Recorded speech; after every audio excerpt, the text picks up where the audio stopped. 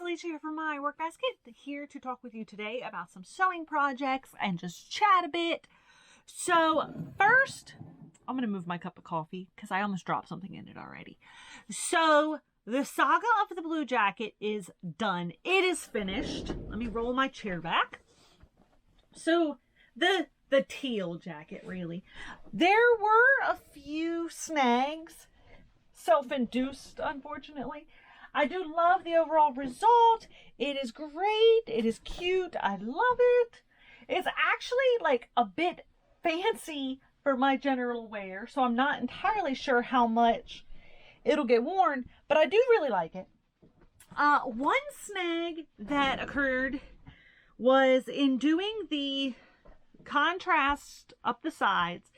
I hit kind of a spot at the back of the neck where it didn't have enough give to go around the curve, and I was kind of left deciding how to do that. And I ended up doing this, which thankfully I have a dummy, so I was able to kind of I was able to put the jacket kind of on my dressmaker's dummy and drape it so I can get it quite right. So I folded the trim to kind of curve it up and in on both sides, and then I put this flap over the back center. And the little flap I sewed on, I did the opposite way. So this is like white with the gold out. This is gold with the white out part. And I kind of like it. It was somewhat of an accident, but I like that it came out that way. So the overall jacket is done. I've got to say, the fit is great. Everything about it is great. I did make some flaws. I think I mentioned them in a previous video.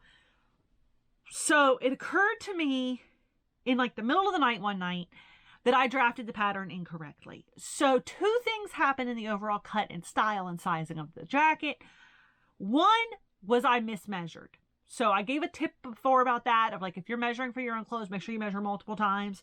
My measurement was too small. So like a simple blouse that I made was coming out kind of snug. I was like, this is kind of snug. So this would have had more give with the accurate measurement. The second thing was, with the Luderloh system, all things below the waistline, you're supposed to switch to the hip measurement.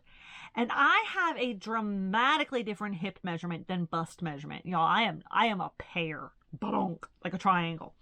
So I have a drastically different hip measurement, and I forgot when drafting my pattern to switch those parts of the pattern to the hip measurement. So to solve that problem that I created for myself, I sewed in gussets on the side. Let me see if I can get that sleeve out of the way. So I sewed in triangle gussets on the side. That was my addition, and I love it. I feel like it maybe added a little bit more flair. Of course, I don't know what without the gussets it would have been like and also fit, because I sized it wrong. My fault. So those are the main issues with the jacket, but the overall, even with those issues on my part that I created and did accidentally, it came out great. And I gotta tell you, it's crazy warm. So the day that I made it, it was kind of the end of September. I posted pictures on my Instagram. I put it on real quick to like go outside and get some pictures of it. And it was hot. Like between photo takes, I was literally taking it off and putting it back on again because it was just, it's so warm. It's a thin drapey material. I mean, like, it's thin material, but it's so warm. It's so warm. I don't know what it is. I assume it's some variety of woven wool blend. It's been in my stash forever, but it's really warm. So I am in love with the jacket. I think it came out great.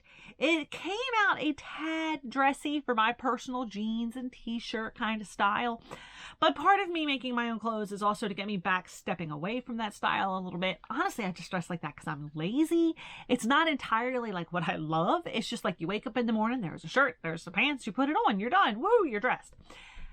I would kind of like to step out of that, especially when I'm going places and things. So that brings me to the end of the blue jacket saga. It is done. And on to the new sewing project, which I've had other projects in mind. I've got fabric for other projects in mind from my stash, but I just haven't drafted anything else out and sewn anything else out yet. The last couple weeks on like a personal level for me have been a little bit crazy. But last weekend, I watched the new Melissa McCarthy movie, The Starling. I've been waiting for it to come out, and I watched it. And first of all, I just love her. Like, I feel like she's like everyone in America's best friend. Like, she's so great. But in one particular scene, she had a shirt, and it was just like a button-up plaid, button-up plaid, button-up sleeves, classic shirt. But it was this bold, like mustard and white gingham print. And I was like, I want a shirt like that. So I literally took a picture of my TV with my phone so that I could kind of remember exactly what it looked like. And I was like, but I don't think I want quite that level of button-up. So there's two things that come into play here. I haven't really said it on the channel, but I am trying to not really buy any more clothes. I'm trying to either make or mend from here on out, unless it's something very specific, just kind of as a challenge to myself, and also to like be more environmental, to create more things that are a little bit more artsy and one of a kind. And so I'm trying to make everything from here on out, or mend what I've got.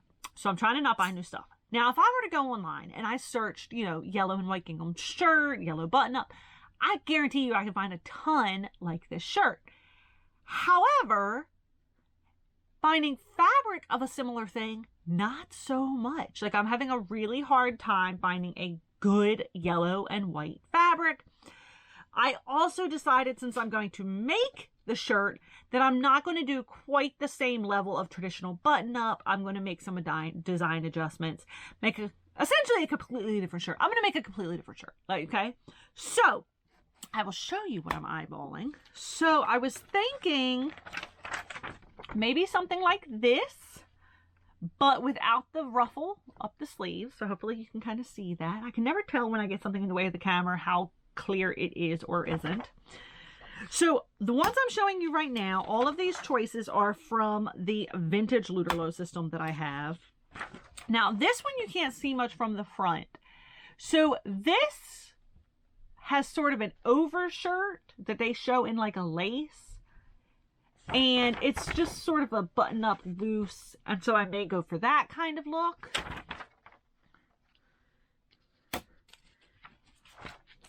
Luterlo's so awesome. I have so many marked. Like, I have like 5 or 6 specific to this project. I was thinking maybe like this. This is the most traditional-ish style that I have saved. And then this page is kind of hard to tell what you're looking at. So this particular page is a shirt, but then also a vest and multiple like ascots and dicky type things to go with it. But it's a fairly basic sort of button-up shirt.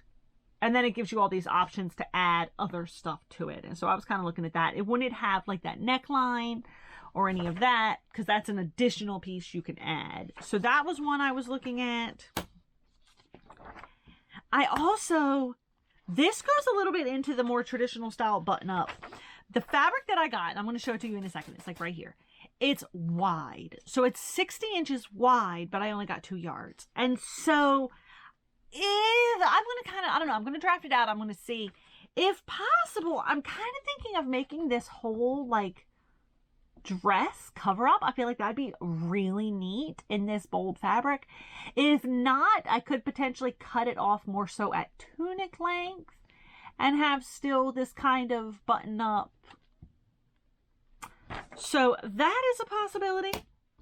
And then this is the last one here. This is completely different. This is like not a button up at all. The pictures are a bit crazy. They're a bit dated, these 2 pictures. But I was kind of eyeballing this style as like a completely different style compared to a button-up. It's the like yoke top. So the pink one also shows her with a scarf. The blue one shows her with a belt. And it's kind of hard to see from the 2 what it's kind of like. But it's just, I don't know. I was kind of eyeballing that one too. Wait, hold on, let's see. There you go. Can you see the outline on that? Sorry, if I do this, you can see through it. That's not helpful. So those are the patterns I'm looking at to try. I'm going to pick one. I'm going to narrow it down. I might draft out 2 or 3 just because, I like them all anyway. They're all kind of somewhat basic. So I might draft them out so that I can lay them out on the fabric and see what I'm working with. I did order the fabric. I had a really hard time finding a bold gingham print. I looked at a bunch of places, and finally I ended up going with a fabric.com fabric that I took a bit of a risk. It says you can use it for apparel. It's 100% polyester. You know, I mean, I'm not like a dedicated to natural fabrics type of person.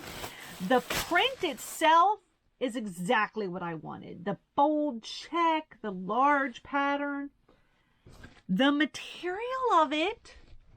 I mean, it's not see-through, so that's something.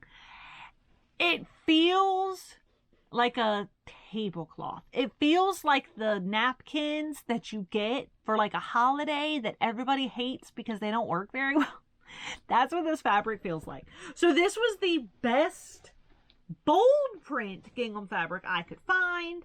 The coloring is pretty good. I found a few that were like a brighter yellow, and the yellow to white contrast wasn't quite what I was going for. So the fabric, I don't know. I've got mixed feelings about the fabric. I'm a little worried that if I do this fabric, I'm going to regret it because it just feels, I mean, I don't know. I don't hate it. Even like rubbing it on my face, it's not like super crazy miserable or anything. I'll be honest with you, I have no idea how this is folded because this just looks like a mess, honestly. This is not... Nothing about this looks right. Like, I don't... So, hang on a second. I feel like this fabric is not as much fabric as it's supposed to be. I guess so. So this is about 1 yard. And then if you... This is the width. Yeah, okay. So this is the width of it. That's probably... Yeah, okay. So yeah, it was folded kind of funny and it did not look like 2 yards of fabric. But it is. It is. And yeah, I kind of have mixed feelings about it. I will say in general, the cut is pretty even. Pretty even. I mean, I'm happy with the fabric cut in general. I have mixed feelings. I'm a little bit afraid that I'm going to make this top with this fabric and then feel like it's absolutely miserable to actually wear it. But that is my next project. One of those shirts I just showed you in this yellow and white. I'm hoping to work on it over the next couple of days. First, I've got to pick one of the 6 patterns, I think. 1, 2, 3, 4, 5, 6. I have 6 patterns. So first, I've got to narrow it down from one of those 6 patterns. See which one works best with the fabric. I can't decide how much I'm going to lay out the pattern to match. I feel like gingham, you don't have to too much, but if it's too crazy, it's going to annoy me. But hopefully, I'm going to narrow down my patterns, and I'm going to proceed this weekend. And yeah, I've got mixed feelings about the fabric, but I think I'm just going to go for it because what else am I going to do with it? So that's that. You can stay tuned as I continue to share this project at various steps. Again, my life on a personal non-work basket level is kind of weird and wild right now. And so I'm finding new time and new methods for when to chat and when to record. And so things are a little up in the air. I can't tell you when my next video is going to be, but there will be a next video. And I will talk to you about the sewing project in the future. I have a couple videos coming up of papercraft products. I just shook my camera. I am sorry. So I've got videos coming up, but the general recording process and timing of them is going to be a little bit iffy for the foreseeable future. There's just like a whole new world in front of me on a personal level, and I'm just juggling a lot. So that is that. I'm going to stop blabbering. I am done. I hope you have a great day. I hope you keep watching my videos to see how this project progresses. If you have any comments about the weirdness of this fabric and if I'm going to dramatically regret putting effort into making something with it, please let me know in the comments because I've got such mixed feelings. I mean, like, to the hand, not great. To the face, not too bad. So, I don't know. We'll see. So, that is that. I thank you for watching. I thank you for sticking around, even though there haven't been quite as many videos recently. And I do always post on my Instagram. Well, I try to always. You know what? Honestly, Instagram is wild lately, too. So, I can't even say that. So, thank you for watching. I hope you enjoyed. I hope you're getting crafty today. And I hope you have a great day. Bye!